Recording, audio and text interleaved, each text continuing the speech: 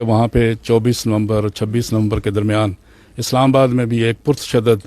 جو ہے واقعہ ہوا، خاص کر ڈی چوک میں یہ واقعہ ہوا۔ وہاں پہ جو تمام قانون نافذ کرنے والے ادارے بھی موجود تھے، 245 کی تحت فوج بھی موجود تھی۔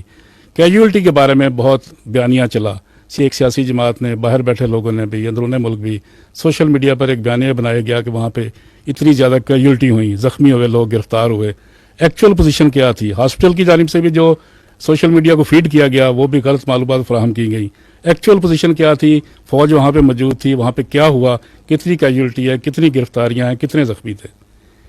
دیکھیں، یہ جو مخصوص سیاسی جماعت کی طرف سے کی گئی یہ جو نومبر سازش ہے، اس کے پیچھے جو سوچ ہے وہ سیاسی دہشت گردی کی ہے، اور یہ اس کی تفصیلات واقعے میں جانے سے پہلے میں آپ کو یہ یاد کرانا چاہوں گا کہ یہ جو منفی اور تشدد کی سیاست کا سلسلہ ہے، یہ آپ یاد کریں تو یہ 2014 میں جب پارلیمنٹ پہ اور سرکاری اداروں پہ املاک پہ حملہ ہوا، اس وقت بھی آپ نے دیکھا، آپ نے مئی 2022 میں بھی دیکھا، نومبر 2022 میں بھی دیکھا، آپ نے سانحہ 9 مئی 2023 میں بھی دیکھا، اور اسی کا تسلسل ابھی آپ نے نومبر 2024 میں دیکھا کہ use of force for political coercion. گو کہ الحمدللہ عوام کے شعور کی وجہ سے یہ تمام کوششیں ناکام ہوئی، اور انشاءاللہ آئندہ بھی ناکام ہوں گی۔ تاہم ان کی وجہ سے پاکستان کے عوام کی جو ترقی اور خوشحالی اور جو سیکیورٹی کے اندر امن کا سفر ہے، اس میں یقیناً رکھنا پڑتا ہے،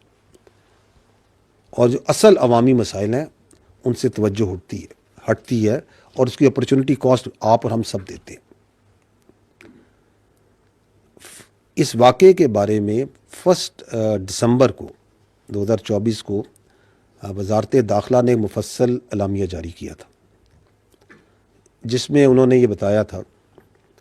کہ جو پاکستان کی فوج ہے وہ اس پورے واقعے میں اس پرتشدد ہجوم کے ساتھ بالکل ڈائریکٹ کانٹیکٹ میں نہیں آئی، اور نہ ہی اس کو اس پرتشدد ہجوم یا رائٹ کنٹرول کے لیے تعینات کیا گیا تھا۔ فوج کی تعیناتی صرف ریڈ زون تک محدود تھی، اور خصوصاً جب وہاں پہ دوست ممالک کے اہم وفود بھی موجود تھے۔ وزارت داخلہ نے اپنے اعلامیے میں یہ بھی واضح کیا کہ جو سیاسی قیادت تھی اس انتشاری ہجوم کے، اس کے مسلح گارڈز اور ان احتجاجیوں میں جو کچھ لوگ جو آتشی اسلحے کے ساتھ تھے، انہوں نے یقیناً فائرنگ کی، اور آپ نے، ہم نے، سب نے میڈیا پر، سوشل میڈیا پہ وہ آتشی اسلحے دیکھا بھی، اور بھی بہت طرح کے ہتھیار دیکھے جو ان کے ساتھ، جن سے وہ مسلح تھے۔ اور یہ بات بھی واضح کی وزارت داخلہ نے کہ جو سیکیورٹی نافذ کرنے والے ادارے جو وہاں پہ تعینات تھے، ان کو آتشی اسلحہ دیا ہی نہیں گیا تھا، اور جب وہ سیاسی قیادت وہاں سے بھاگی، مفرور ہوئی، تو آپ نے دیکھا کہ ایک پہلے سے تیار شدہ سوشل میڈیا کانٹینٹ اور فیک کانٹینٹ کو بڑی سپیڈ کے ساتھ ڈالا گیا، جس کا مقصد یہ تھا کہ بے بنیاد الزامات لگائے جائیں، تاکہ یہ جو بے معنی ہنگامہ رہی ہے اور یہ سیاسی جگہ صحیح ہے، اس سے ایک تو توجہ اٹھائی جائے، اور جو پہلے سے جاری شدہ سیاسی انتشار اور معاشرے میں خلقشار ہے اس کو مزید بڑھایا جائے۔ دیکھیں، قانون، جو آئین ہے ہمارا اور قانون ہے، یہ بالکل اجازت دیتا ہے کہ آپ پرامن احتجاج کریں، آزادی حق، جو آپ کی آزادی ہے اظہار رائے ہے، اس کا حق بھی دیتا ہے، لیکن یہ تمام جو حقوق ہیں یہ کسی قاعدے میں اور کسی قیود کے تحت ہیں۔ اگر آپ کیلوں سے لگے ڈنڈے لے کر، آتشی اسلحہ لے کر، ٹیئر گیس شیل لے کر دھاوا بولتے ہیں، پولیس اور رینجرز پر حملے کرتے ہیں، ان کو شہید کرتے ہیں، تو یہ سیاسی احتجاج نہیں، یہ سیاسی دہشت گردی ہے، اور اس کو کوئی قانون اس کی اجازت نہیں دیتا.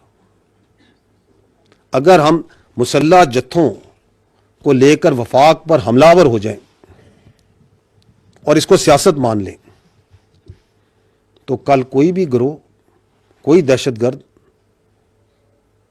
پیسے کے زور پہ، اسلحے کے زور پہ، طاقت کے بل بوتے پر اپنی سوچ مسلط کرے گا. سوال جو ہے وہ لارجر کوشچن یہ ہے کہ یہ جس طرح میں نے پہلے عرض کیا کہ واٹ از دیٹ تھنگ جو کہ اس منفی سیاست کو سپیس دے رہی ہے کہ بار بار یہ ہو رہا ہے. اگر آپ اس پہ غور کریں تو اس کا جو سب سے بڑا انیبلر ہے وہ فیک نیوز اور جھوٹا پروپیگنڈا کرنے کی صلاحیت ہے، جو کہ اس کے منصوبہ سازوں کو، سہولت کاروں کو یہ اعتماد دیتا ہے وہ کچھ بھی بیچ سکتے ہیں. آپ کے سامنے ہے کہ 9 مئی فیلس فلیگ ہے، یہ فوج نے خود کرایا، اداروں نے خود کرایا، ان کا یہ بیانیہ بیچنا شروع ہو جائے. اور ابھی 26 نومبر کو بیسوں نہیں تو سینکڑوں نہیں تو ہزاروں ان کے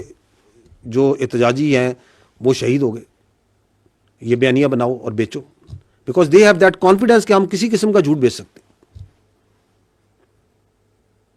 اور اس کے پیچھے وہ ایک سوشل میڈیا ہے، اس کو چلانے والے ہیں. And that is why we can safely say کہ یہ جو انتشاری سیاست ہے اس کا کنٹرول ملک میں موجود، اندرون ملک موجود سیاسی لیڈران کے پاس نہیں.